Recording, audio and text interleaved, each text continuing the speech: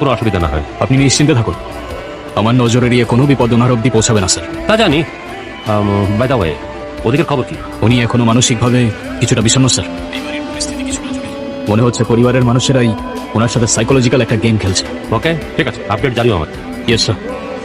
এই পৃথিবীতে একমাত্র বাবাই আমাকে সব থেকে বেশি ভালোবাসতো। মা মারা যাওয়ার পর কোনোদিন মার অভাব বুঝতে দেয়নি। বলে কালকে যাকে দেখলাম উনি? মা মারা যাওয়ার পর বাবা ওনাকে বিয়ে করেন। উনি নিজের সন্তানের মতোই আমাকে দেখেন, অনেক আদরও করেন। ম্যাম, যে আদর করে আপনাকে বন্দি করে রাখে সেটা যত্ন না বরং শক্ত এক খাঁচা। আমি দেখেছিলাম কাল, তার এক হাত আপনার কাঁধে ছিল আর এক হাত ওসিয়তনামার ফাইল।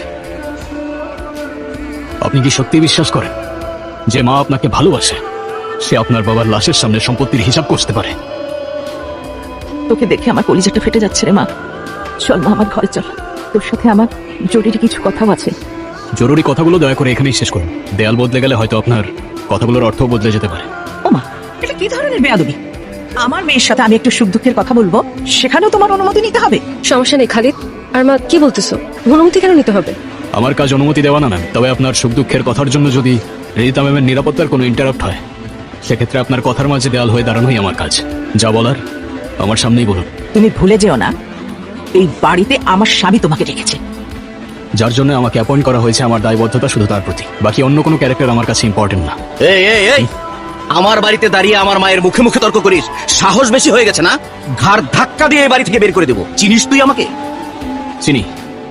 আপনি সে যার সাথে এই পরিবারের অর্থাৎ এনায়েত সাহেবের রক্তের কোনো সম্পর্ক নেই, তাই এই সম্পত্তিতে অধিকার দেখানোর লোকটা অনেকটাই অদ্ভুত আর সন্দেহজনক। কি বললি তুই? কি বললি? আমার বাড়িতে দাঁড়িয়ে আমাকে বলিস সন্দেহজনক? আমি এই বাড়ির ছেলে, আমি কি করতে পারি তুই জানিস না? হুমকি তো দুর্বল মানুষের শেষ অস্ত্র। তবে আপনি আর আপনার মা মিলে যে সম্পত্তির নাটকটা সাজাচ্ছেন সেটার স্ক্রিপ্টটা বেশ পুরনো। তোর মা, চলো।